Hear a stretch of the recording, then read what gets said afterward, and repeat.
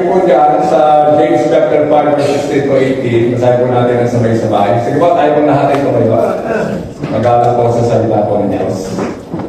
Sabi dito, the earnest prayer of a righteous person has great power and produces wonderful results. Elijah was a human as we are, and yet when we pray earnestly that no rain will fall, not bad for 3.5 years. Then when he prayed again, the sky sent down rain, and the earth began to yield its crops.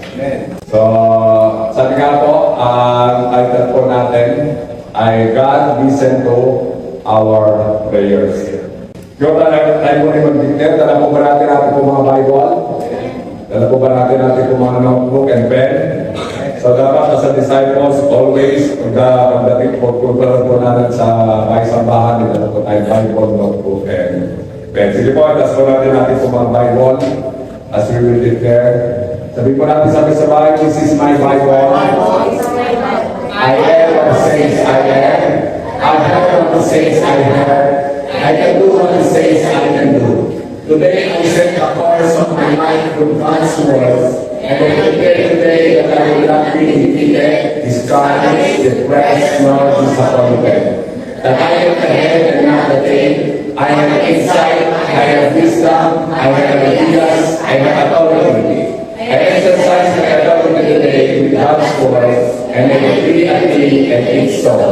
That I am rich and not poor, that I am healed and not sick, that I am strong and not weak, that I am victor and not a victory, that I am blessed and it will never be changed. Amen. Praise God. Hallelujah. So, ang mga po ay pag-ibig sa mga God bless you.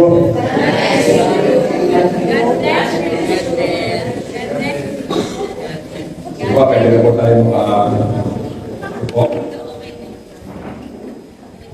So, ang ating pong topic for this month, February, is progress toward Christ likeness. So, yan ay naampisahan po natin last week sa message ni Hannah. So, this time, ay focus naman tayo sa prayer. So, makikita po natin ang Panginoon sa Kristo, lagi po siyang nananalangin. At maganda po na mag-progress din po tayo sa prayer. So sabi po sa next slide, so yan na po yung title po natin, Why God Listen. So sabi po rito sa Matthew chapter 6, verse 5 to 7, sabi po rito, when you pray, don't be like the hypocrites who love to pray publicly on the street corners and in the synagogues where everyone can see them. I tell you the truth, that is all the reward that you will ever get. Verse 6, but when you pray, go away by yourself, shut the door behind you, and pray to your Father in private. Then your Father who sees everything will reward you. Verse 7, when you pray, don't babble on and on as the Gentiles do. They think their prayers are answered merely by repeating their words again and again. So sabi ko rito, when you pray. So, ano po ba yung pagkasinabi po natin when you pray? Pagka kayo ay nanalangin. Hindi po sinabi ko ng Panginoon that if you pray, kundi when you pray. So, ang ibig po sabihin niyan ay tayo po bilang kayo at ako, ine-expect po ng ating po Panginoon Jesus na tayo po ay mananalangin. At ang sabi nga po rito sa, di ba, 3 beses po yan na sinabi po ng Panginoon. Verse 5, when you pray. Verse 6, when you pray. Verse 7, when you pray. So pagka kayo ay nananalangin. At ang sabi nga po dyan sa verse 5, pagka po tayo nananalangin po publicly, dapat it must not be for a show. Ibig sabihin, hindi po dapat ito pakitang tao. Dapat pagka tayo po ay nananalangin, dapat ito po ay nanggagaling po sa ating po mga puso. Dapat sincere ang ating po mga panalangin. So hindi lang po basta tayo makapanalangin. So kailangan nagpe-pray po tayo from the heart. Amen. Kaya po minsan pagka sinasabi natin, ay mag-pray ka. Ay pastor, hindi po ako marunong mag-pray. Pray from the heart. Sabi nga po, manalangin po tayo na galing po sa ating po mga puso. At ang sabi naman po dyan sa verse 6, kung tayo naman po ay mananalangin privately, di ba sabi niya? And pray to your Father in private. So, ang gusto ko na Panginoon, pagka tayo po ay magpe-prayer privately, dapat nakapokus po tayo. Shut the door. Sabi nga po dyan. Ibig sabihin, nakapokus po tayo. Dapat ang gusto po ng Panginoon ay quality prayer. Sabi nga po natin, quality prayer. So, ibig sabihin, pagka magpe-pray po tayo privately, or even in the public, gusto po ng Panginoon nakapokus tayo. Ayaw po ng Panginoon na magpe-pray tayo, pero ang ating pong isipan ay nahahati. Gusto po ng Panginoon tayo po ay focus. Nakatuon lamang po tayo sa Panginoon. At ang sabi nga po rito sa verse 7, pagka tayo po ay nananalangin, ayaw po rin ng Panginoon na tayo po ay paulit-ulit ang ating pong mga panalangin. Kung titignan po natin ang Panginoong Jesus, mahaba po siya panalangin, pero hindi po ito paulit-ulit. Ang gusto po ng Panginoon ay, minsan nga po nakapunta po ako sa isa pong buron ng patay, nakiramay po kami, at napataon po na meron pong nananalangin para doon sa namatay. At napasin ko po yung panalangin ay paulit-ulit. So yun po yung parang sabi nga po doon, huwag po tayo paulit-ulit sa pananalangin. Sa next slide po, so what is the most basic definition of prayer? Prayer po is talking to God. Alam niyo po, pagka tayo po nananalangin, tayo po nakikipag-usap sa Diyos. At gusto po ng Panginoon na tayo po nakikipag-usap po sa Kanya. Amen? So it is a privilege for us na tayo po nanalangin. Kasi during that time na tayo nanalangin, nakikipag-usap po tayo sa Panginoon. Di ba masaya po tayo pag tayo nakakausap po natin siguro mga popular na tao? Mga tao na kinikilala sa lipunan. Di mo ba? So ito po, ang kausap po natin dito is ang ating pong Panginoon Diyos. Prayer number 2, prayer is also communicating our desires and emotions to God. So tayo po, may mga kahilingan po tayo sa Panginoon. So, this is the time na dalahin po natin sa Panginoon ang ating po mga prayer concern, ang mga prayer request po natin. And prayer also is pouring out our emotions to God. May iba't iba po tayong mga emotions.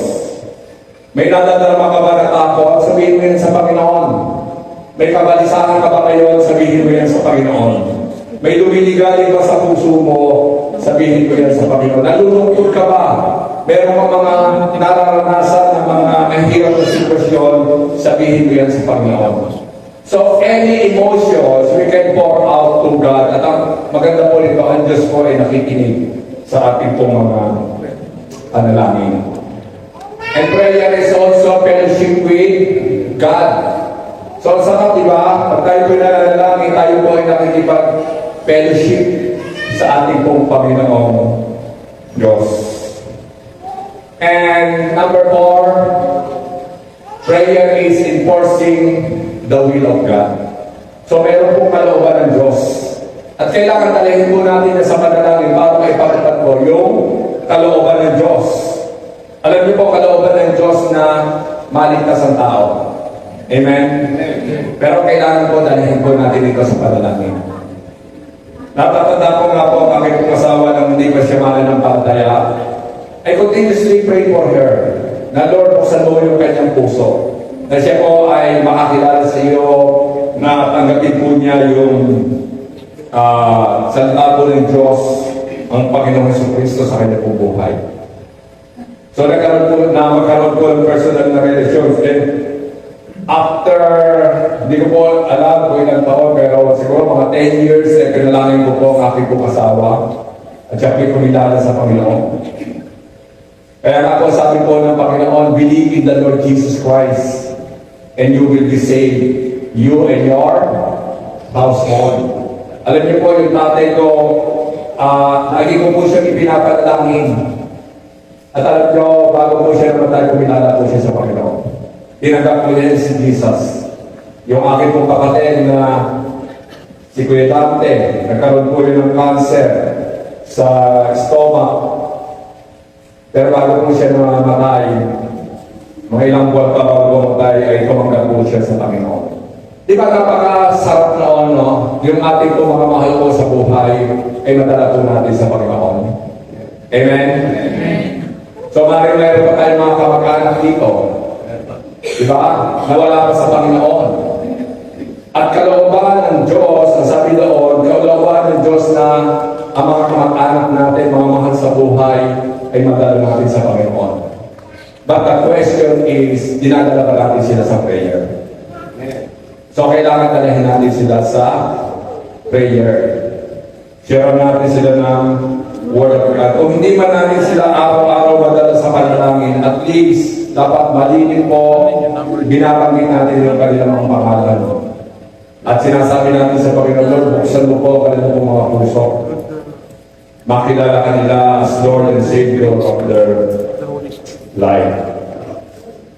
So, prayer is addressed to God as Father.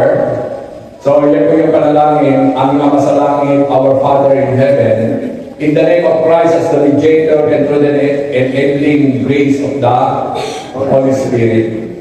So, sa next slide po natin, sabi po dyan, Jesus always prayed. So, ang Panginoon Jesucristo po, hindi po siya nagpapagawa ng isang bagay na hindi po niya ginagawa. Kaya nga po, utos po sa atin po ng Panginoon is when you pray. Di ba? Binasa natin kanina, when you pray.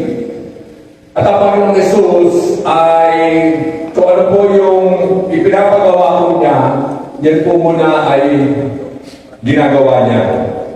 Sabi nga po ito sa Mark chapter 1 verse 35, kinabukasan na madaling araw, bumangon si Jesus at pumunta sa ilang upang manalangin.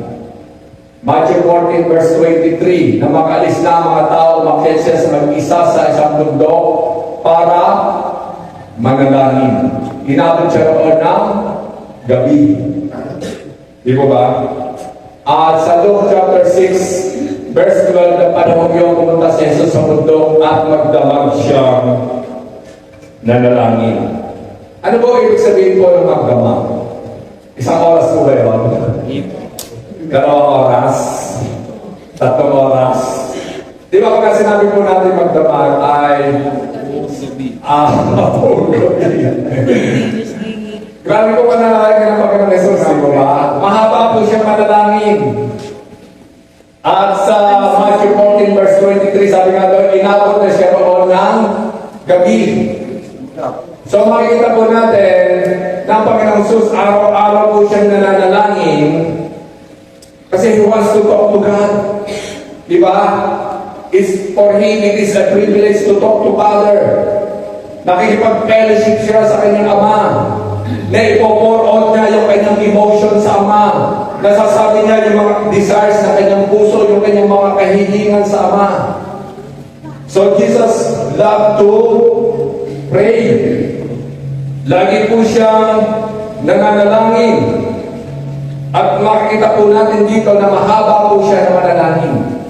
Pero hindi po ito paulit-ulit, kundi talagang mahaba po siya na manalangin. Hindi po natin sinasabi rito na kailangan mahaba ka manalangin para makinggan ka ng Diyos. At pagka maikli panalangin mo ay hindi ka pakikinggan ng Diyos. Hindi po yun ang sinasabi po natin. Ang sinasabi po natin, pagka si Jesus ay nagpe-pray, hindi siya nagmamadali. Amen? He gives quality time with God. At kung titingnan po natin sa Bible, yung pong nag-devotion na tayo kanina umaga, sa Matthew chapter 26, ano ba yung sinasabi doon? Kailangan manalangin po tayo kahit isang oras man lang, sabi po ng Panginoon. Manalangin kayo kahit isang oras. Sabi po ng Panginoon sa kanya po mga alagad. Kasi po sabi po niya, the flesh is weak, the spirit is willing, but the flesh is weak. So kailangan, sabi niya, mahina ang laman, malakas ang spirito pero mahina ang laman. So para hindi kayo mahulog sa takso, kailangan ay manalangin kayo kahit isang oras man lamang, sabi po ng Panginoon. Kaya lang minsan, Nakakalungkot po sa mga mananampalataya. 5 minutes pa lang nagpe-pray, 10 minutes pa lang nagpe-pray, naiinip na. Di ba? Pero wala po nandito. At kung meron nandito, ay tamaan ko sa tayo. Joke lang. Pero minsan, di ba, 5 minutes po tayo nagpe-pray, 10 minutes po tayo nagpe-pray, naiinip na pa tayo. Pero minsan, 1 oras na po tayo sa Netflix. Di ba? Ilang oras po tayo nag-games, nag-YouTube, nag-Facebook. Di ba? Ilang oras po pero hindi po tayo naiinip. Di ba? Pero isa pagka nagpe-pray po tayo ng 5 minutes, 10 minutes, tayo po ay naiinip. Naiinip na. Pero mahaba po yung ginugugol po natin sa mga bagay na sabi po natin ay hindi naman po mahalaga or kung para sa prayer, di ba? Siyempre, pinamahalaga po yung prayer ay hindi po tayo kumbaga naiinip. So sabi po dito ng Panginoon is at least 1 hour in prayer. Kaya nga po marami po kung titignan po natin sa panahon po ngayon, marami po yung nahuhulog po sa tukso. Marami po mga man and woman of God nahuhulog po sa tukso. Marami po mananampalataya nahuhulog po sa tukso. Bakit? Hindi na po nagiging priority ang panalangin. Yun po yung talaga nakakalungkot. Kasi po sabi po rito ng Panginoon, at least 1 hour dapat manalangin kayo para hindi kayo maghulog sa tukso. Eh siyempre, meron po tayo mga ginagawa din, di ba? Kaya katiin mo na lang yung 1 oras, 30 minutes sa umaga, 30 minutes sa gabi. Alam niyo po, pagka tayo po ay sa ating po Wednesday prayer meeting, ay meron po tayo doong 10 prayer items. Di ba? Halos 11. Doon sa 10 prayer items natin, ano po yung ina-allow po natin na pinibigay po natin ng minuto? 1 minute, di ba? So doon sa 10 prayer items, times po ng 1 minute, ilan na po yun? 10. Isang lumalagpas, di ba mga 10 to 12 minutes. Tapos meron po tayo prayer for one another, pray for the OGBC Church, pray for the body of Christ. So 3 minutes po yan, plus 12. So ilang minuto po? 15 minutes. Every Wednesday. Kasi, nililimitahan po natin yung oras kasi marami pa po tayong ginagawa. Diba? Meron po tayong sharing of the word, meron po tayong realization. Pero pagka personal prayer po natin, dapat ay hindi po ganon. Kasi kung minsan inaano na, Pastor, bakit ang haba? Di ba? Ang habang manalangin ni Jesus. Inaabot ng mga, ano ba yun? Hindi ba si Jesus na uubusan ng ng ipinapanalangin? Kasi po doon po sa ating pong prayer items po natin, kung sa ating pong ilalagay po natin sa ating pong personal prayer, yung 1 minute po kasi every Wednesday, begin po yun. Kaya po sa ating prayer items, gawin po natin 2 to 3 minutes. So yung 10 prayer items, gawin po 2 minutes, ilan na po yun? 20 minutes na, di ba? Eh kung 3 minutes bawat prayer item, ilan na po yun? 30 minutes na. Yung 10 prayer items. Wala pa po yung prayer for one another. Wala pa po yung prayer for the body of Christ. Wala pa po yung prayer for the OGBC Church. So hindi po imposible yung 30 minutes sa ating pong pananalangin. Actually, kung naging speaking in tongues ka pa sa prayer, ay bitin po yun. Di ba? Ano po ba yung mga pinapanalangin po natin para at least ay meron po tayong sa next slide natin? Ano po yung mga prayer items natin? So, screenshot na lang natin. So, sabi nga po rito sa ating po prayer items, ay nagpe-pray po tayo for the family and friends. So sa every Wednesday, hindi na po tayo bumabanggit ng pangalan eh. Ano po yan? Family and friends. Salvation of our family and friends. Pero dapat sa ating pong personal na prayer sa Panginoon, binabanggit po natin ang mga pangalan yan. Dapat nakalista po yan. Sino po yung gusto po natin na maligtas? May pangako po ang Panginoon din eh. Believe in the Lord Jesus Christ and you will be saved. You and your household. Gusto po ba natin na maligtas ang ating pong mga mahal sa buhay? Amen. Gusto po ba natin na maisama po sila sa ating pong iglesia? Amen. So kailangan, yan po ay ipanalangin natin. Amen? Amen. Hindi man ito araw-araw, pero dapat madalas po natin sila na ipinapanalangin. And I believe na pagka nag-pray po tayo ng family and friends, inisa-isa po natin, kulang po yung 2 minuto. Kulang po yung 3 minuto. Diba?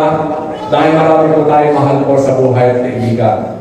Pangalawa, we have to pray for our leaders, government, and teacher. We have to pray for the nation of Israel kasi may pangako po dyan ng Diyos. We have to pray for the weak and sick. So, every Wednesday, hindi na nga po natin na-isa-isa yan. Pero, pagka personal prayer po natin, pwede po natin pagkitin yung kanila po mga pangalan. Kung may mga sakit karamdaman, si Brother Ola kahapon, galing po yan sa bahay. Kasi nagpalinis ng kuko. Kasi mahal sa Amerika, hindi po kami. Hindi po kami palinis na. Di na pagdating, tawag kami si Brother Ola. So, praise God. At kahapon pala ay nakakat ng ng aso. Nagpunta sa clinic, nagpa-turok. Pero praise God at hindi po napipigilan si Brother Ola. Diba sabihin ni Paul kahapon, nakasabihin si Brother Ola, nahingi ng prayer. Padalangin kasi nakakat nga ng aso. Diba ang dami po natin pwede po ipanalangin eh. Kaya yung 1 minute po na sa prayer, okay lang po yung Wednesday. Kasi marami pa tayong activities. Pero sa ating po mga personal life, yung 1 minute na yung kulang po yun. We have to pray for the weak and the sick. We have to pray for the harvest and the harvester. Ano po yung harvest? Yung community. Pagka tayo po nagpe-prayer blessing, nag-share po tayo ng Word of God, ipag-pray po natin yung ating po mga nakakausap. Ipag-pray po natin yung mga binabible study po natin sa San Bartolome. Ang dami po noon. Ipanalangin po natin yung ating po mga kasama po sa trabaho, sa campus, sa marketplace. Ang campus po, ito po yung mga sa school, di ba? May nakakasalamuhan po tayo. Panalangin po natin sila. At ipanalangin din po natin yung mga tayo. Kasi minsan inaatake tayo ng takot. Di ba? Alam po natin yung takot galing po yan sa kaaway. So dapat humingi po tayo kay Lord ng boldness, humingi po tayo kay Lord ng courage to share the gospel and to share the good news to other people. Kailangan po ng tao ang Panginoong Jesucristo. At tayo po yung gagamitin po ng Panginoon para makakilala po sila. So we have to pray for the harvest and the harvester. We have to pray for our finances. Araw-araw po ba may pangangailangan tayo? Amen. Amen. Di ba, araw-araw may pangangailangan tayo, we have to pray. Gusto po ng Panginoon, Lord, give us our daily bread. Hindi po weekly bread, daily bread. So gusto ng Panginoon, araw-araw po tayo na humihingi sa ating pong Diyos Ama. Sa lahat ng ating pong mga pangangailangan. Kahit na meron ka ng pangangailangan ngayon, tinatong ka na ni Lord, mas maganda, dumulog ka pa rin sa Panginoon. Hindi lang po mga finances, spiritual needs po natin, physical needs, and everything. We have to pray. Number 7, we have to pray for influence. Alam niyo po, si Abraham dito, siya po yung pinagpala ng Diyos para siya po ay maging pagpapala sa ibang tao. Amen? Amen. So gusto kong pagpalain pa ng Diyos para ikaw ay maging pagpapala. Maging influence ka to the other people para sila ay makakilala sa ating pong Panginoong Jesus. Alam niyo, magsaganda nito sa ipapagdarating na eleksyon. Maganda, tingnan po natin. Sila po may mga takot sa Diyos. Amen? Kung may mga tumatakbo po tayo ng mga kapatiran, so yun na lang po. Kasi po, pag kayo nakapwesto, they will use their influence to advance the kingdom of God. They will use their influence to share the gospel to other people. Di ba? Pagka meron po kang influence, at lahat po tayo, meron po tayong influence. Kung nanay tatay ka, may influence ka sa mga anak mo, di mo ba? At kung ito naman ay leader sa isang mga grupo, ikaw ay meron kang influence. So use our influence to bless other people so that they may know Jesus Christ in their life. So relationship, so ito rin po ay napakahalaga. Minsan sa isang pamilya, ang tatay at mga anak, minsan hindi nagkakasundo. Minsan magkakapatid, hindi nagkakasundo. Minsan mag-asawa, hindi nagkakasundo. There is yung pong problema po sa relationship, even sa loob po ng iglesia. Minsan magkakapatiran, merong sigalot, meron pong tampuhan. So we have to pray for the relationship. Amen? At pagka may problema tayo, huwag natin dadalhin sa ibaba. Saan po natin dadalhin pagka may problema tayo? Pataas, huwag po pababa. Kasi pagka may problema ka at dinala mo sa ibaba, mangyayari marites lang yan. Walang solusyon. So pagka may problema ka, dalhin mo pataas. At magkakaroon po tayo ng, sabi nga doon, solusyon. Amen. Kaya nga mayroon tayong mga guide. So kilala niyo ba yung mga guide niyo? Di ba? So, instead na bubuksan po natin ang ating pong problema sa ibaba, buksan po natin ang problema po natin sa ating pong mga guide. At pagpe-pray po nila tayo. O dalayan po natin sa pastor at pastora yung ating pong mga problema. Huwag po pababa kasi pagka pababa, dinala po natin ang bomba ay magiging ano lamang po yan, marites. Di ba? So, mas maganda kung may problema ka, dalhin mo pa taas. Sa guide mo, doon mo dalhin mo sa pastor mo, dalhin mo sa pastora, at para matulungan po tayo. Sabi nga po dyan sa, pray din po natin ang mga schedules po natin and priorities. Sino po ba yung priority po natin? Si God, di ba? Seek first the kingdom of God and His righteousness. Kaya lang marami pong mananampalataya, nagiging priority nila yung trabaho, hindi na si God. Nagiging priority nila yung negosyo, hindi na si God. Sino po ba nagpapala sa atin? Si God po ba o yung trabaho natin? God. Di ba? Lahat galing sa Panginoon. Kaya dapat inauna po natin ang Panginoong Diyos at pagka inauna po natin ang Panginoong Diyos, pagpapalain niya yung ating trabaho. Amen? Pagpapalain niya yung ating negosyo. Kasi minsan ay nawawalan po tayo ng panahon sa Panginoon dahil sinasabi natin busy tayo sa trabaho. Change of mind. Magbago tayo ng isipan. Dapat ang priority po natin ang ating pong Panginoon Diyos. Amen po? Amen. Kasi hindi po natin pwede sabihin, busy po tayo. Dapat maging busy po muna tayo sa Panginoon. Amen? Amen. Para tayo po ay tulungan po niya na sa ating po mga trabaho. Tulungan po niya tayo sa ating po mga pinagpe-pray. Tulungan po niya tayo sa anumang po mga sitwasyon po natin sa buhay. Pagkain muna po natin ang ating po Panginoon.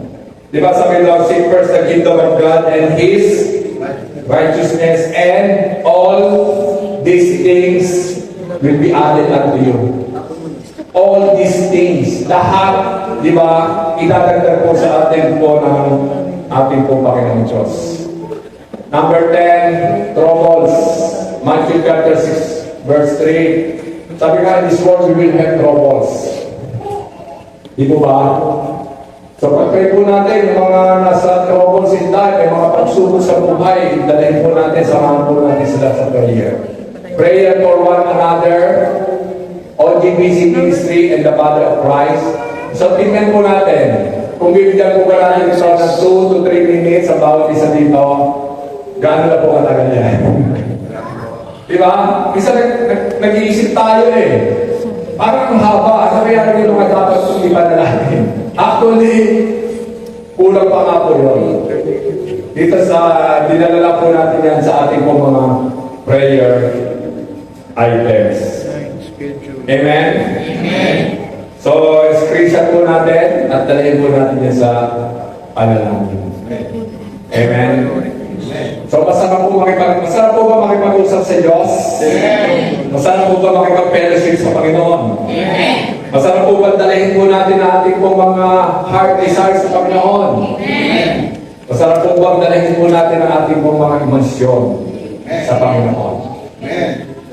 May lumilikaling sa puso mo, may problema ka, may mga pagkabalisa ka, dalhin ito sa Lord at si Lord makikinig. Amen. Di ba sabat noon, meron kang tatay sa langit na nakikinig sa atin. Sabi ko sa next slide, Jesus command us to pray. Sabi nga rito, binalikan ni Jesus ang tatlo niyang tagasunod, Matthew chapter 26 verse 40 to 41. Binalikan ni Jesus ang tatlo niyang tagasunod at dinan niya silang natutulog. So sabihin ko sa kapatid mo, huwag kang matutulog. Huwag matutulog, huwag kang lalabas. Kayo lahat. Kahit yung kagabi, huwag kang matutulog. Pero sabihin mo lang sa kapatid mo, hindi ako lang tutulog, nag-pray ako. So sabi rito, dinagdag niya silang natutulog, sinabi niya kay Pedro, hindi ba talaga kayo makapagpuyat na kasama ko kahit isang oras lang? Ito po yung sinasabi natin kanina. Magpuyat kayo at manalangin. Upang hindi kayo madaig ng tukso. Ang spirito ay sumusunod, ngunit mahina ang lamang. Amen? So, I pray na pagkatapos ko ng message nito, ay mas mabibigyan po natin ng emphasis yung prayer. Because that is the way how Jesus did pagdating po sa panalangin. Amen, di mo ba? Sa 1 Thessalonians chapter 5 verse 16 to 18, ang sabi po rito, lagi kayong magalang, lagi manalangin. Ano po, sa English po yung lagi, always. So, ibig sabihin po, lagi po tayong nagpe-pray. Kaya, sabi nga po, pag kami na-encounter ka sitwasyon sa buhay, mag-pray ka. Biglang may gumulo sa isipan mo, mag-pray ka. May hinahanap ka, alam mo, mayroon kang hinahanap na hindi makita. Mag-pray ka. Kanina nga po, sabi ko po sa akin, sa parang, meron po siyang gagawin, yan po niya yung cellphone niya, para i-register na hindi po karamo niya. Kumano, Chris. Kasi umiilan siya nga po. Sabi ko, mag-pray ka. At i-re-refresh ni Lord yan. Naglalabay ka pa, mag-pray ka. Di ba, traveling mercy? Bago ka kumain, mag-pray ka. Magpasalamat sa Panginoon kasi sabi mo rito, lagi kayong magalak, laging manalangin at magpasalamat kayo kahit na anong nangyayari. Amen? Amen. Nag-away pa kayo mag-asawa. Anong gawin? Anong alam? Mag-pray. Lord, ipuin mo ba aking asawa? Nagaling mo yung galit niya. Di ba? Nagalit ba yung boss mo sa iyo? Medyo napalpak? Mag-pray mo yung boss mo. May, ano ka ba, may sitwasyon pa sa loob ng, sa school, everything. Di ba? We have to pray to God. As the day goes, meron ka na-encounter ng mga sitwasyon na nahihirapan ka, manalangin ka sa Panginoon. Kahit na yung simpleng, Lord, on the spot, di ba? Lord, tulungan mo ako, meron akong sitwasyon ngayon. Kasi iba po yung pananalangin po natin bago po tayo umalis ng bahay. Yun nga po yung sinasabi po natin ng mga 30 minutes at bago tayo matulog, di ba? Pero along the way, makaka-encounter po tayo ng mga problema. Then we have to pray it to God. Kasi sabi po ng Panginoon, laging manalangin. At alam niyo, gusto ng Panginoon yun. Kaya tayo nagpe-pray. Diba? Because tayo po'y nagdidepend, hindi sa ating mga sarili. Nagdidepend po tayo sa ating pong Panginoon Diyos. At gusto po ng Panginoon yun. Kaya sabihin mo, lagi kang manalangin sa buong usapan mo, lagi kang mag-pray. Kasama po ako doon. Kasama ako doon. Hindi lamang po kayo. Kasama po ako doon. Sa next slide, why God answered the prayer of Elijah. So nakita na po ba natin ito? Bakit po tinugon ng Diyos ang prayer po ni Elijah? Basahin na po natin kanina, James chapter 5 verse 16 to 18. The earnest prayer of a righteous person has great power and produces wonderful results. Elijah was human as we are. Diba? And yet when he prayed earnestly that no rain would fall, none fell for 3.5 years. Then when he prayed again, the sky sent down rain and earth began to drink his crop. Ano po sabi sa verse 17? Elijah was human as we are. Hindi po siya Superman. Hindi po siya si Spider-Man. Hindi po siya si Batman. Ano po sinasabi po dyan? Si Elijah po ay tulad din po natin na tao. Kasi po, sabi po dyan, pagka si Elijah po ay nag-pray na huwag umulan, hindi umuulan. Nung nag-pray po si Elijah na umulan, pinakinggan po siya ng Diyos.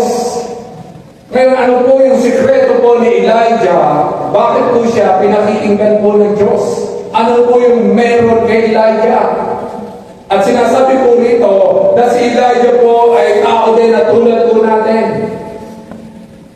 So, ibig sabihin, pagka nakita po natin yung sikreto po ni Elijah at dadalhin po natin yung sikreto po ni Elijah, then pakikinggan din po tayo ng Diyos. Amen? Amen. Ano po sabi po dito sa next slide? He prayed earnestly. Yan po bakit po siya tinugon po ng Diyos. He prayed earnestly. Kasi sabi po rito, the earnest prayer brings great power and produces wonderful result. Ano po ba ibig po sabihin po ng earnest sa bandang ibaba? Ano po yan? Sincere. Ano po yung sincere? Ito po ay tapat na panalangin. Intense conviction na gagaling po ito sa ating po mga puso. Hindi po tayo nagpapakitang tao basta nagpe-pray ka lamang from the heart. Tapat ang iyong panalangin. Alam niyo po, ang panalangin na tinutugon po ng Diyos ay hindi po yung pagandahan ng panalangin. Kasi po, tinitignan po ng Diyos ay yung ating po mga puso. Amen? Amen. So pray from the heart. Maging tapat lamang po tayo sa ating po mga panalangin. Ang ginamit po sa King James ay fervent. Ano po yung fervent? Pray with intensity. Ano po yan? Marundog na panalangin. Maapoy na panalangin. Ibig sabihin, nakapokus ka sa Panginoon. Hindi mo iniintindi kung nandito po tayo sa loob po ng church, hindi po natin iniintindi yung ating po mga katabi. Ang iniintindi po natin si Lord. Minsan ganun parang hindi po tayo makapanalangin kasi minsan iniisip natin, ay, ano kayo sasabihin ng aking katabi? Kung ako'y luluhod, kung ako'y iiyak sa Panginoon, ano kaya yung sasabihin niya? Huwag mo intindihin yung sasabihin ng katabi mo. Ang intindihin mo si Lord, it is between you and God. Amen po? So yun po yung pray with intensity, fueled by the Holy Spirit. And sa next slide, ang sabi po dyan, number 2, he obeyed God, he was righteous. Sabi po dyan, the earnest prayer of a righteous person has great power and produces result. So saan po nanggagaling po yung righteousness po ni Elijah? Sa kanya pong pagsunod sa Panginoon. Amen? Siya po'y matuwid dahil siya po ay isang tao na masunurin sa Panginoon.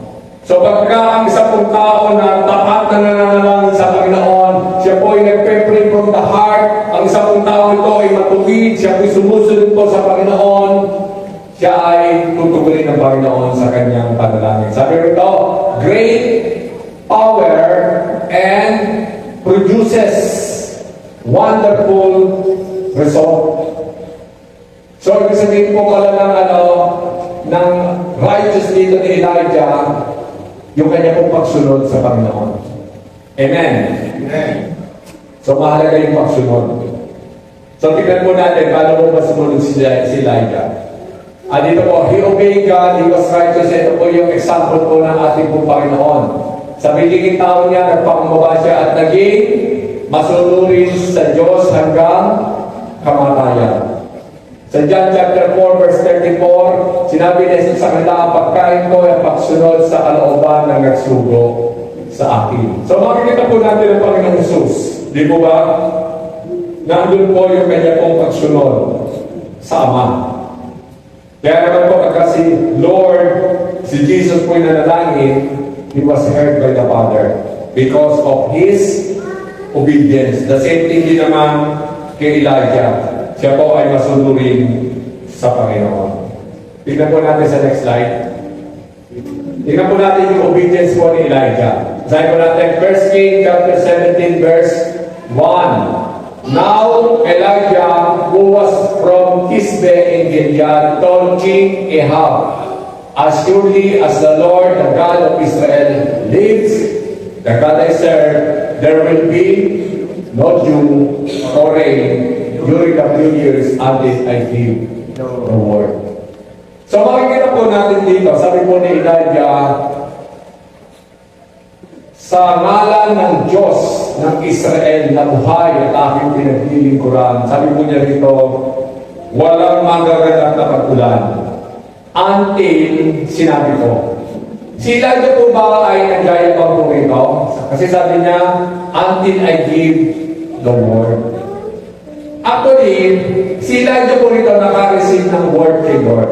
At ang sabi po ni Lord kay Elijah, pumunta ka kay Ahab at sabihin mo na walang magaganap na pag-ulan.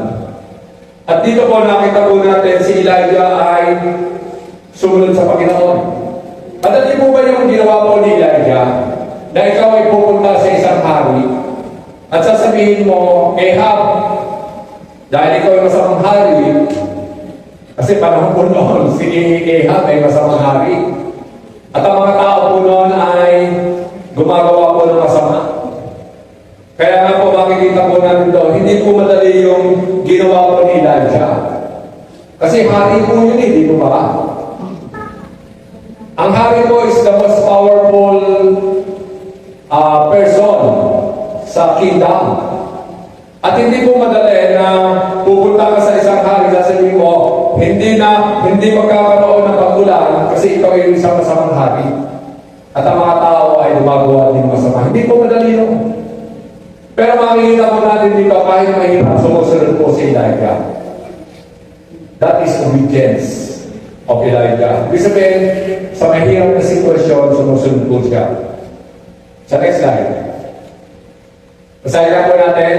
Then the Lord said to Elijah, go to the east and hide by Kerith Brook, near where it enters the Jordan River.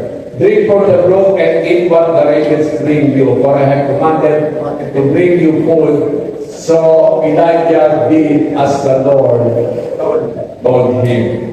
So dito po makikita po natin, mga kapatid, na Dito po sa 1 Kings chapter 17 verse 2 to 5, sabi po rito na nangusap po sa kanya ang Panginoon. Di ba sabi po rito, then the Lord said to Elijah. So hindi po natin alam kung paano po nangungusap po ang Panginoon. It is literal po ba na ang Diyos ay nagsasalita at narinig po ni Elijah yung tinig po ng Panginoon? O ito po ba ay ini-inspire ni Lord sa kanya pong puso? So hindi po natin alam. Pero makikita po natin dito sa verse 5, ano po sabi yan? So Elijah did as the Lord told him. So ibig sabihin, kinausap po siya ng Diyos at si Elijah po ay sumunod. Sumunod po ba si Elijah? Sabi po yan? Amen, di ba? So, paano po ba nangungusap po ang Panginoon? So, tingnan po natin, paano po ba nangungusap si Lord? Ways to hearing the voice of God. Una-una, God speak through His Word. Ito po, Bible. Dito po, nagsasalita ang Panginoon. Amen?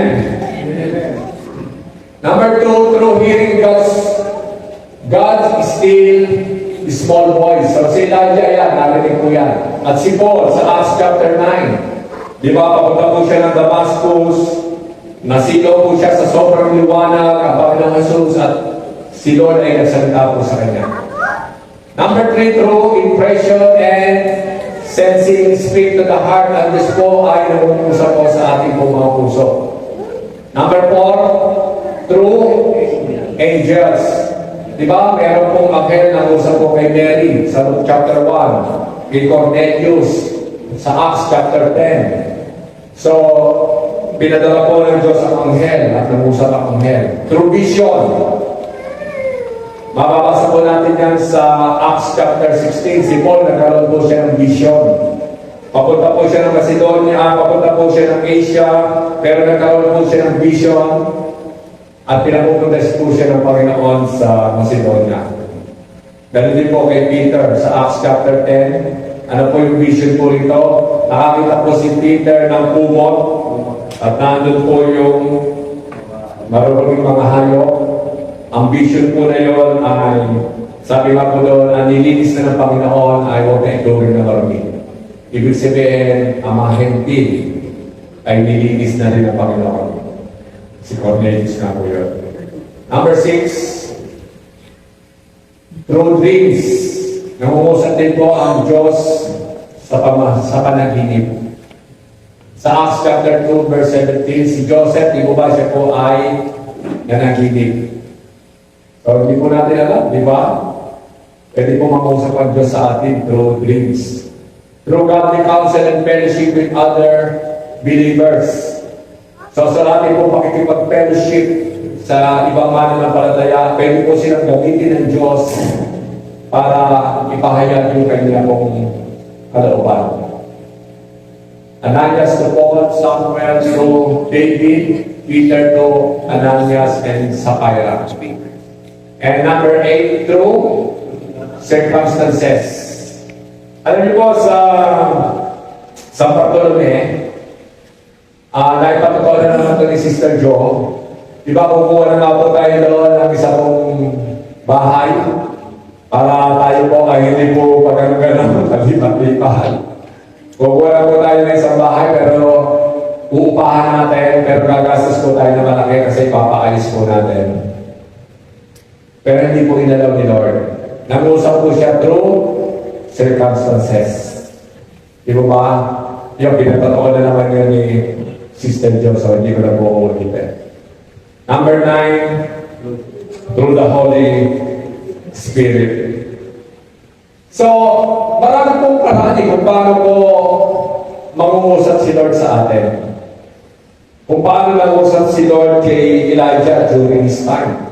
Hindi po natin alam. Pero sabi nga po dito, lahat po ito dapat po ito po ay binavalidate ng Word of God. Amen. Word of God pa rin po. Halimbawa, nakarinig po tayo, o babalik na si Lord bukas. May magsabi dyan, biglang, ay si Lord, babalik na bukas. Oh, paano mo nalaman? Nanaginip ako eh.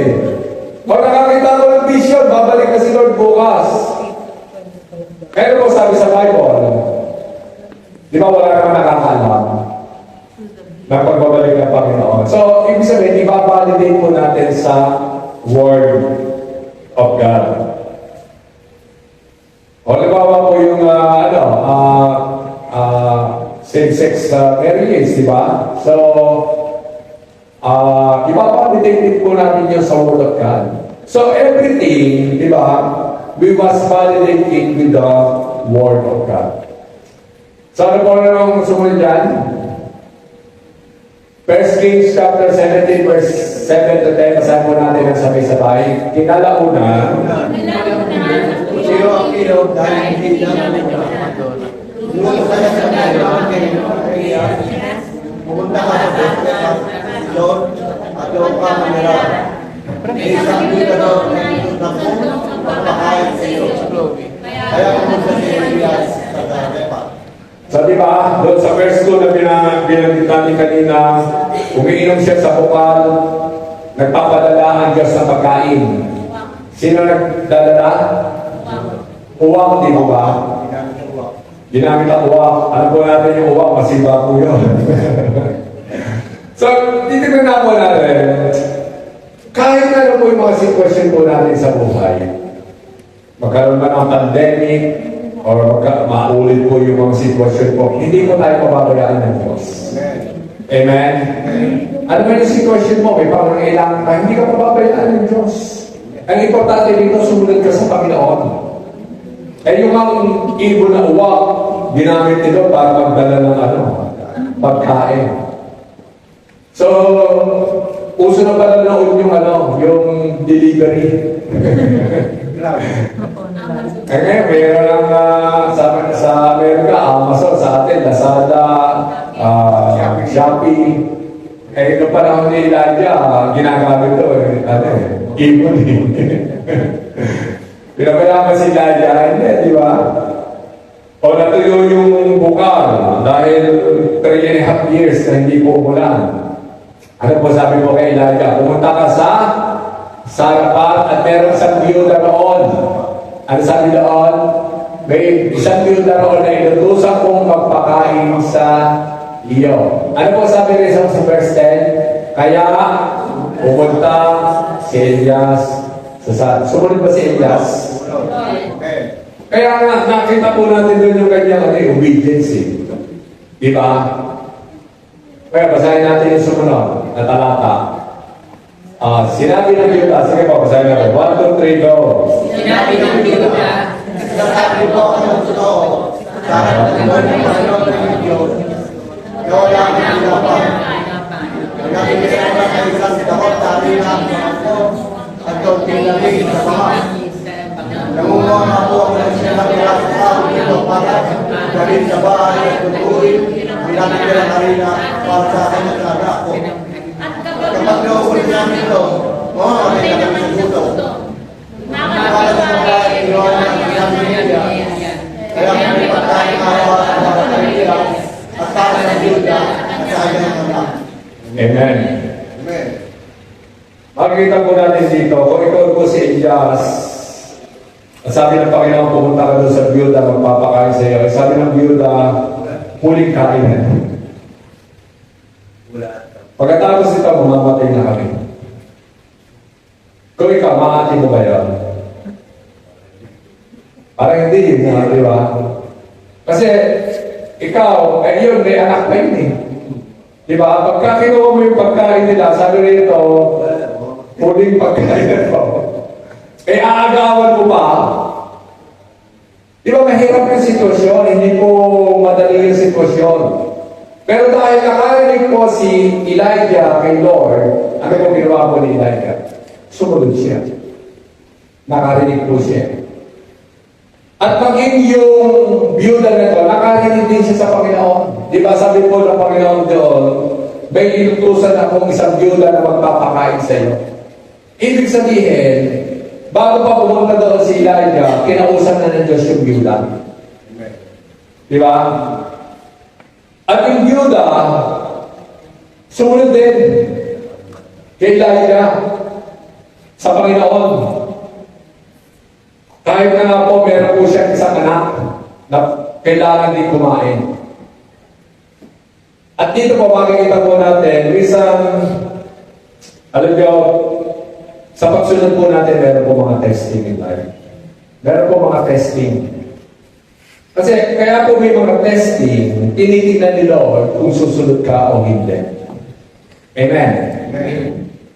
Kasi po, ang pagsunod, tinetesting po yan ni Lord. Madali po kasi sumunod pagka madali lang yung inuutos ni Lord eh. Eh paano na kung meron pong testing? Susunod pa ba tayo o hindi? Pero dito, makita po natin si Elijah dahil nakarinig po siya sa Panginoon. Hindi, bigay mo sa akin yan. Yun ang sabi ni Lord. Bahala si Lord kung wala kayong pagkain. Basta sundin natin yung sinasabi ni Lord. At ganun din naman yung balo. Ano din po, si Bishop Domeng Sarmiento, naka-receive po siya ng word from the Lord. Hindi ka lang po niya sinabi kung in what way siya naka-receive ng word from the Lord. So, nag-umpisa po sila ng ministry. At alam nyo, ilang taon na yung lumilipas, 5 pa lang yung member. Sabi po ng parang yung iba nagdududa na. Talaga ba tinawag ka ng Panginoon? Talaga ba may pangungusan sa iyo ng Panginoon? Eh dahil si Bishop Doming po ay naka-receive ng word from the Lord, nagpatuloy po siya. Alam niyo, after that year, dumami po na dumami yung kanila pong mga members. At ngayon, ang church po nila Bishop Doming ay marami na po sila mga daughter church. Nasa 10 na po yung daughter church nila. Diba? Nakarinig eh. Sa Panginoon, and it was tested. Marami pong mga taon ang lumipas. Pero parang walang nangyayari. Alam niyo po si Pastor Joel Austin, yung ito pong Lakewood Church, nagpapastor po doon yung tatay niya. Tapos, nung namatay po yung tatay niya, ay pumalit po ito si Pastor Joel Austin. At ngayon, nakarinig po si Joel Austin na bibili po nila yung compact center. Alam niyo po ang presyo, malaki, mahal. Pero nakarinig po siya sa Panginoon. Yung po mga elder po ng mga church, ayaw po nila pumayag. Ay, hindi. Pagka lumipat tayo, pumunta tayo dyan, hindi na kami sasama. Pero dahil, di ba may presyo? Di ba mga elders po ng church? Hindi ko dali eh. Di ba? Itetest po talaga. Pero dahil nakarinig po siya sa Panginoon, nagpatuloy po sila. At alam niyo po, nakuha po nila yung compact center and it was talagang pinil po ng Panginoon. Yung church po nila. Kasi sabi po ng mga elder, laki-laki niya. Sayang. Mapupuno ba natin yan? Eh ngayon po yung compact center.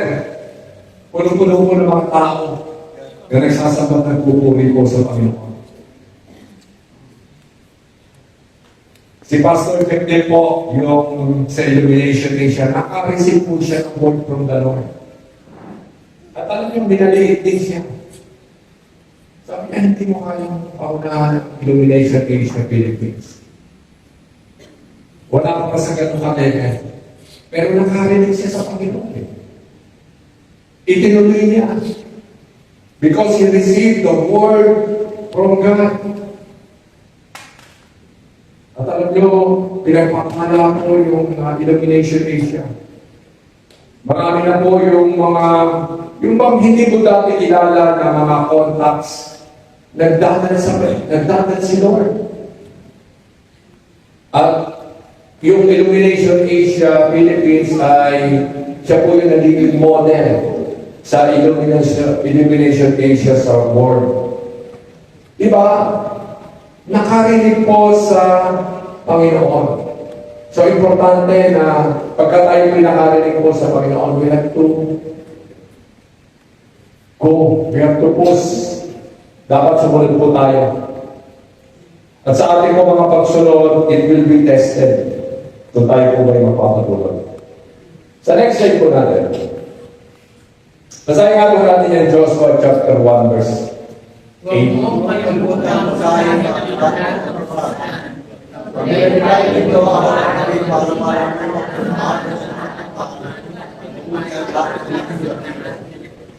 ang gagawin ko ito, ulat ang tagumpay. Kanina po ang sabi, nung sumunod po si Elijah, sumunod po yung bala, ano po sabi daw, may pagkain araw, di po ba? So, ibig sabihin, sa pagsunod, may kasunod. Sa pagsunod, meron pong pagpapala. Amen? Ngayon, dito po sa Joshua 1:8, ito po yung isa pong napakagandang pangako ng Diyos. Ano po ang pinagagawa dito ng Lord? Ang sabi niya, basahin ang aklat ng Kapisan. Read the Bible. Number 2, pagmulay-mulayan, we have to meditate the Word of God day and night. Tumigil na po ba doon? Hindi pa, meron pa pangatlo. Kailangan pong matupad or obedience. So, ibig sabihin, pagka tayo po ay nag-read na tayo pinagbabasa ng salita ng Diyos, pinagbubulay-bulay po natin pa, hindi po tayo nakatapos. Para ma-receive po natin yung pangako, sabi, uulat ka at pagtatagumpay, kailangan ikaw ay sumunod. Sumunod ka saan? Doon sa nabasa mo. Sumunod ka doon sa pinagbulay-bulay mo. At pagka tayo po ay sumunod, ano po sabi doon? We will become prosperous and successful.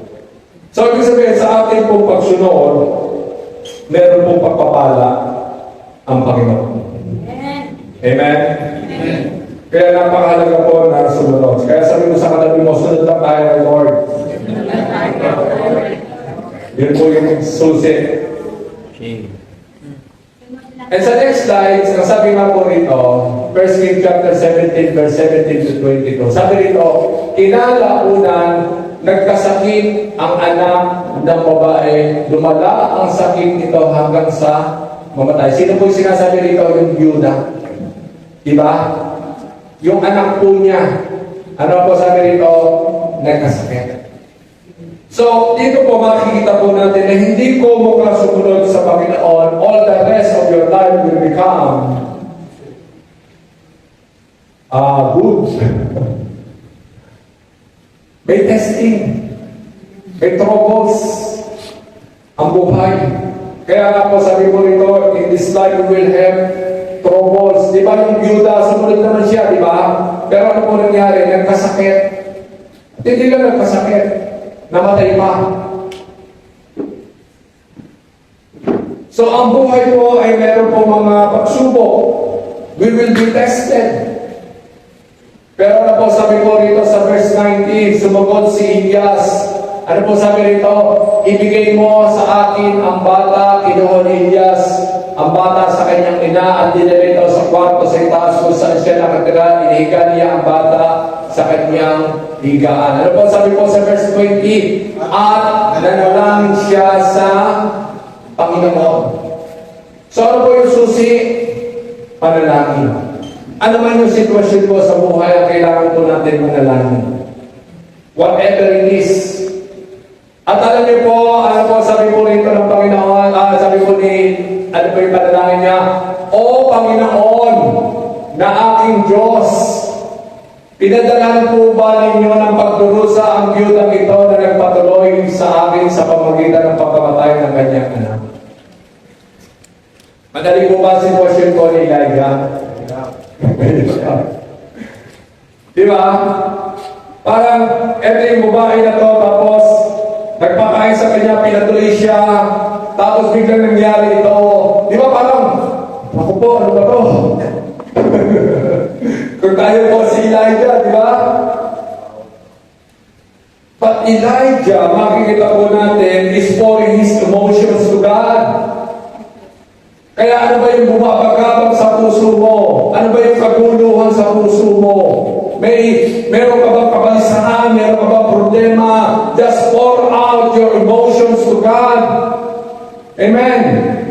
Because God listened to us. Dito po hindi po nagre-reklamo po si Elijah. He just pouring his emotions to God. Sinasabi po niya yung nararamdaman niya. Sa Panginoon, nagiging tapat lamang po siya sa Panginoon. Kaya po minsan talagang sa buhay po nito, sa ating po mga pagsunod, tayo po ay we will be tested. Alam niyo po, nung naibig po natin itong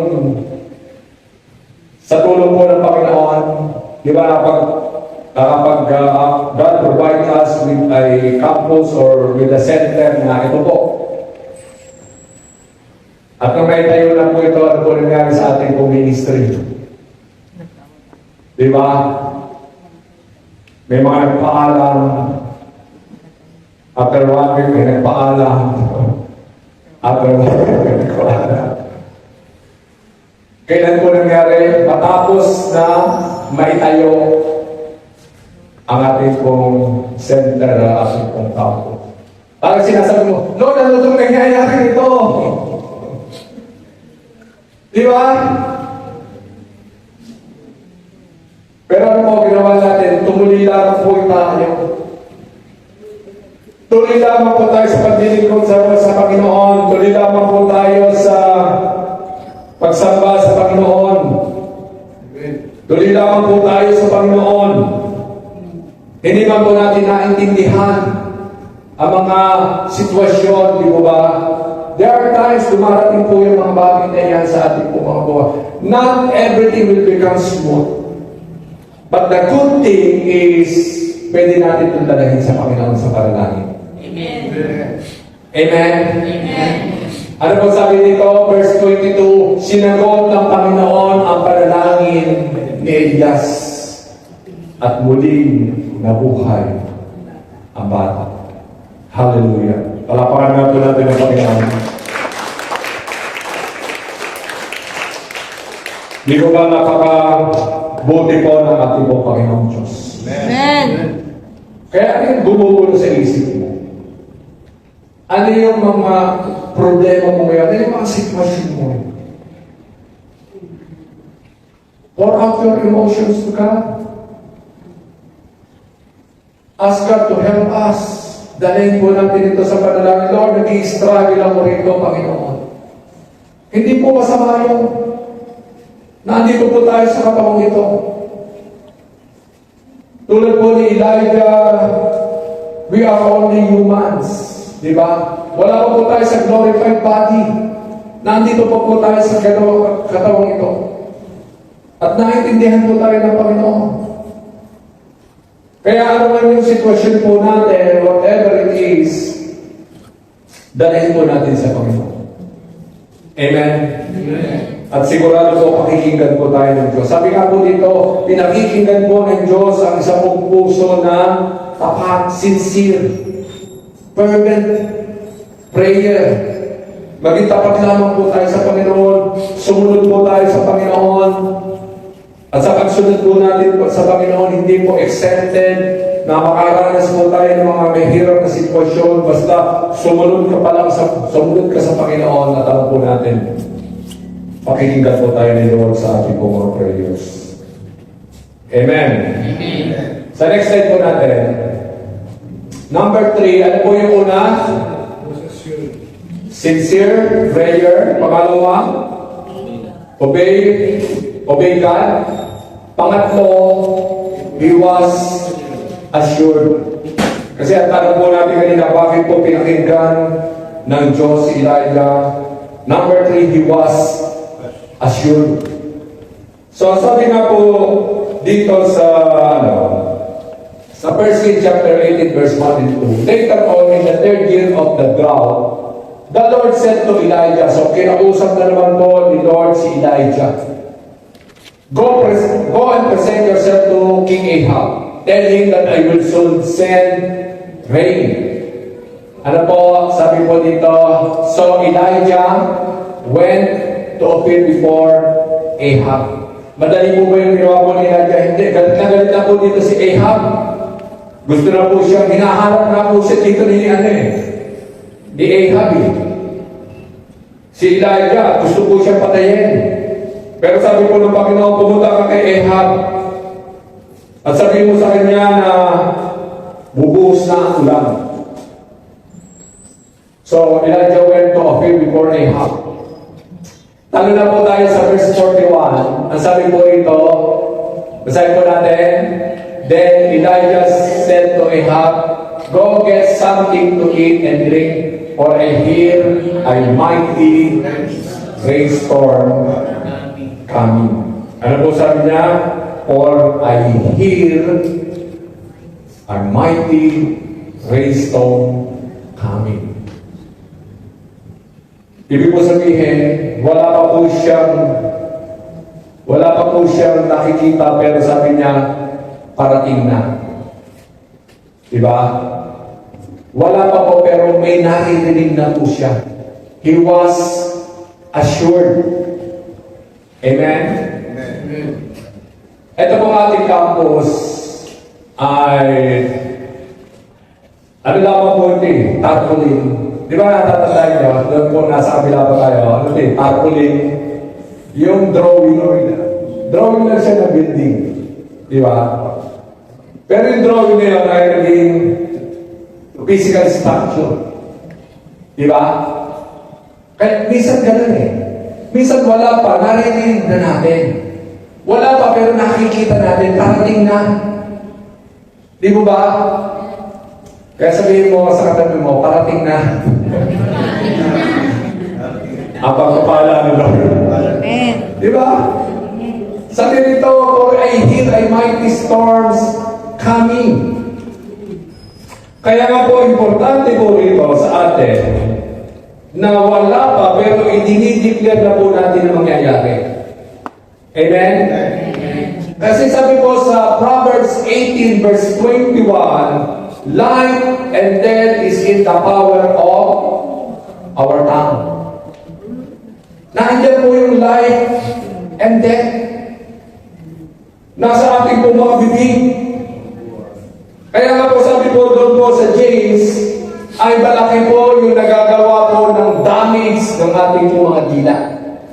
So dapat ang ating po mga bibig, ang ating po mga dila, dapat ang lumalabas po dyan ay mga bagay po na tama, bagay na mabuti, bagay na makakaluwalhati sa Panginoon. Nagdi-declare ka kasi ng buhay. Pero kung ang lumalabas sa salita at sa bibig mo ay ikaw ay nagre-reklamo, negative, walang pag-asa, mahirap ang buhay, at higit sa lahat, huwag na po tayo magmumura. Baka may nagmumura na dito. That is, yun po yung lumalabas sa ating pong bibig. Mahirap po yun. Kaya bantayan po natin kasi sabi po dito, life and death is in the power of our tongue. Kasi po sabi nga po rito, wala pa. Pero naririnig na po ni Elijah, parating na, nag-expect na po siya na may gagawin ng Diyos. Amen? Dapat ganun po tayo. Kaya nga po in our ministry tayo po dito nagdi-declare. Wala pa, pero nagdi-declare na po tayo na yun po yung mangyayari. Amen?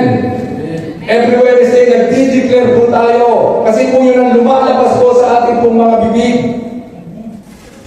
Kaya nga po sabi po sa Psalms chapter 23 verse 3, ano po sabi doon? Surely goodness will follow me all the days of my life, and I will dwell in the house of the Lord forever. Nagdi-declare ka, susundan ka ng kabutihan ng Diyos. Susundan ka ng katapatan ng Diyos. Ginagamit po ba natin yung Psalms 23 sa ating pong mga prayer? Dapat saulatan po natin yung Psalms 23. Because this is a prayer of declaration. The Lord is my shepherd, I shall not be in want. He makes me lie down in green pastures. He leads me beside quiet waters. He restores my soul. He leads me in the path of righteousness righteousness for his name's sake. Even though I walk through the valley of the shadow of death, I fear no evil, because you are with me. Your rod and your staff, they comfort me. You prepare a table before me in the presence of my enemies. You anoint my head with oil, my cup overflows. Surely goodness and mercy will follow me all the days of my life, and I will dwell in the house of the Lord forever. Dapat nagdi-declare po tayo, nasusundan po tayo ng kabutihan po ng Diyos. In Psalms 27 verse 13, ang sabi po doon, I will see the goodness of the Lord in the land of the living. Makikita ko ang kabutihan ng Diyos, hindi lang sa langit. Ano, doon na lamang po ba tayo sa langit? Makaka-receive ng kabutihan ng Diyos. At dito po sa lupa ay puro parusa. Puro hinag-feast. Hindi po eh. Sabi rito ni David, I will see the goodness of the Lord in the lands of the living. Kaya pwede po natin maranasan yung kingdom of God. Nakapasok na po tayo sa kingdom of God. Nasa kingdom of God na po tayo. Amen. Amen. At ang sabi nga po, in the kingdom of God, lahat po ng temporary na pangangailangan po natin ay meron pong solusyon ng Panginoon. Amen. Eh yung kingdom nga po sa mundo, sa Saudi Arabia and everything, di ba? Ang yaman po ng kita, lalo na po yung kingdom po ng ating po sa langit. Nakapasok na po tayo sa kingdom of God. Di ba? So, sabi nga po niya sa next slide. Basahin nga po natin. I tell you the truth, you can say to this mountain, may you be lifted out and thrown into the sea, and it will happen. Pero ano po sabi? But you must really believe it will happen and have no doubt in your hands. So, stop po muna tayo sa verse 23. Sabi po rito, I tell you the truth, you can say. Ano po yung say? Saan po galing? Sa bibig po natin, declaration po yan. To this mountain, ano po yung mountain? Mountain of problems, mountains of mahirap, sickness, disease. Ano po ba yung mga mountains natin? Sabi rito, you can say declaration to this mountain. Sabi po dyan, lumayas ka. May you be lifted out and thrown in the sea, and it will happen. But you must really, ano po ulit? You must really believe it. Kailangan maniwala po tayo. At dapat hindi po tayo nagdududa sa ating po mga puso. Kaya nga po dapat, ano po, dapat ipinapahayag po natin ating po mga bibig. Kaya naman yung mga pagsubok po natin sa buhay, huwag po natin lalabas po sa bibig po natin yan. May mga pangangailangan po tayo po natin, wala nang pag-asa. Ganito na lamang ako. Hindi na ako makaka-aho sa sitwasyon to. Nagdideclare ka ng death sa iyong buhay. Ang dapat marinig po sa atin, puno po tayo ng pag-asa. Diba? Mag-declare ka na. Lord, makakara ako sa mo dito. Masusumpong ko ang kabutihan mo. Masusumpong ko ang pagpugol mo, Panginoon. Iaahon mo ko sa sitwasyon ito, Panginoon. Dahil ikaw ang Diyos na aking pinaglilingkuran. Ikaw yung totoong Diyos. You parted the Red Sea. You stopped the flow of the Jordan River. You healed the sick. You raised the dead. Yun po yung ginawa po ng ating po Panginoong Diyos. Believe. Amen. You receive it. It will be yours. Ano po kailangan? Pray. Pray for anything. Maniwala ka. Pero kung tayo po yung nagdududa, Lord, makakaahon pa kaya ako dito? Lord, meron pa ba talaga pang pag-asa? Pinagdududahan po natin ang kakayanan po ng ating po Panginoong Diyos. Where to believe, and then we will receive it. Amen po? Amen. And sa next slide, ano po sabi dyan? Number 4, he was continually asking. In 1 Kings chapter 18, 42 to 44, but Elijah clung to the top of Mount Carmel and bowed down to the ground and prayed with his face between his knees. And he said to his servants, go and look out toward the sea. The servant went and looked and returned to Elijah and said, I didn't see anything. Inutusan po niya yung kanyang servant, di ba? May nakikita ka ba? Pero sabi po di ba, kahit man lang uda, nakapraso. Sabi ng servant niya, wala po ako nakikita. Tumigil pa si Elijah. Ano po sabi sumunod? 7 times. 7 times Elijah told him to go and look. Ibig sabihin, hindi po siya tumigil. He continuously asking. Patuloy po siya nanalangin sa Panginoon. At sabi nga po ito, 7 times. Kasi sabi po ng kanyang wala akong nakikita. Maliwalas, walang pagulan. Wala akong nakikita, kadiliman lamang na nagbabadya ng pagulan. Pero sabi po rito, hindi po tumigil si Elijah. 7 times Elijah told him to go and look. Finally, the 7th time, his servant told him, ano sabi nito? I saw a little cloud about the size of man's hand rising from the sea. Ano po yung nakikita na? Gapalan na ulan. Amen. Little. Alam niyo po yung little na yan, pwede po yan gawin ng Panginoon na big. Di ba? Yung little na yan, kaya pong pagpalain ng Lord dyan at yan po ay lumaki. Amen. Kung ano man yung nare-receive mo ngayon, yan man ay kukunti pa para sabi ko, little lamang yan, pero manatili ka lang tapat sa Panginoon. At yung little na re-receive mo, pwede ang parating ng Panginoon. Amen?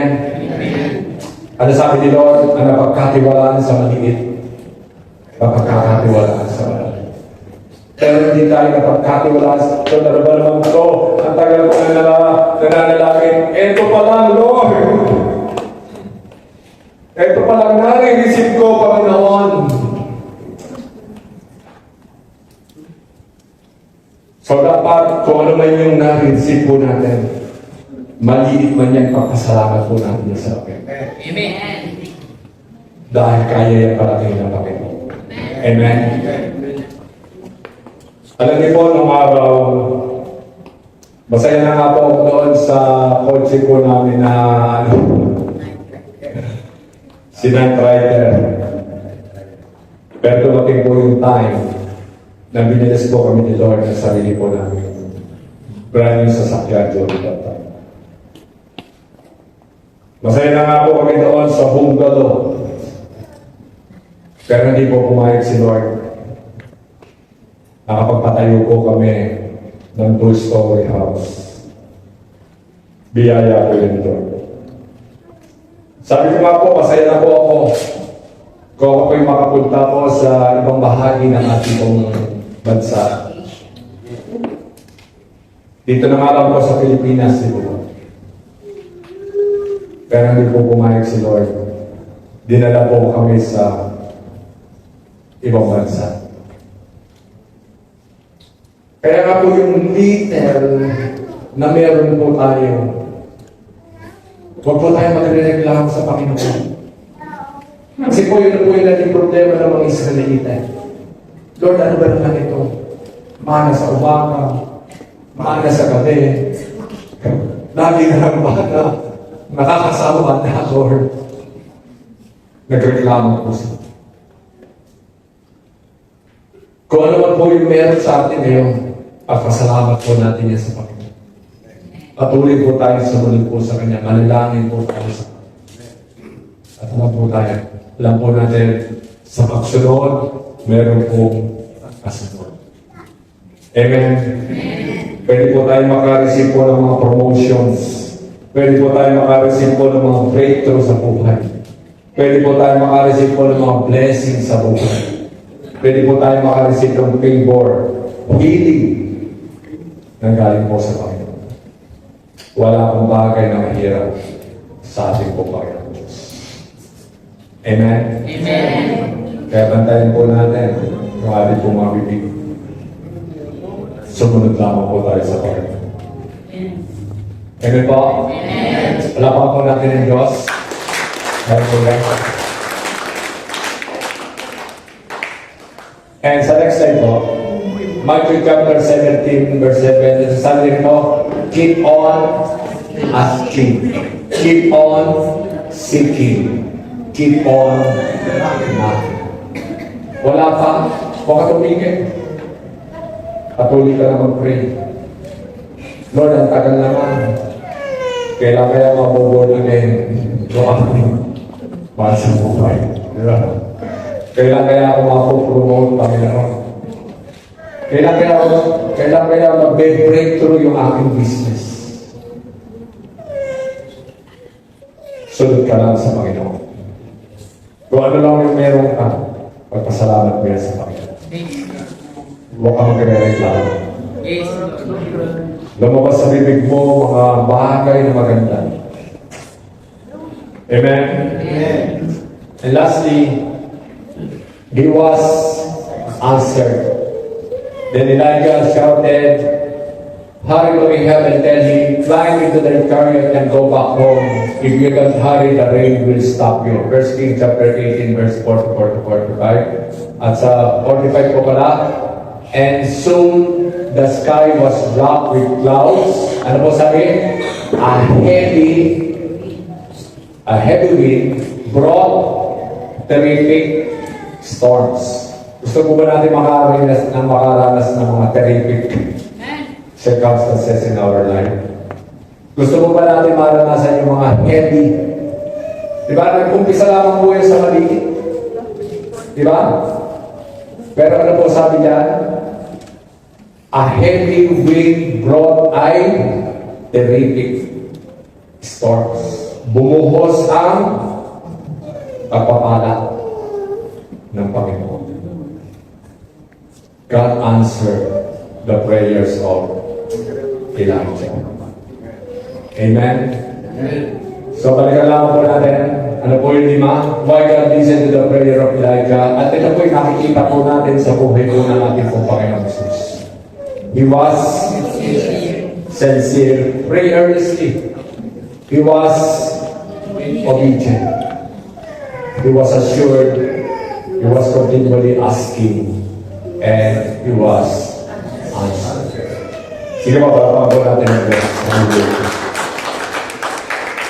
Hallelujah.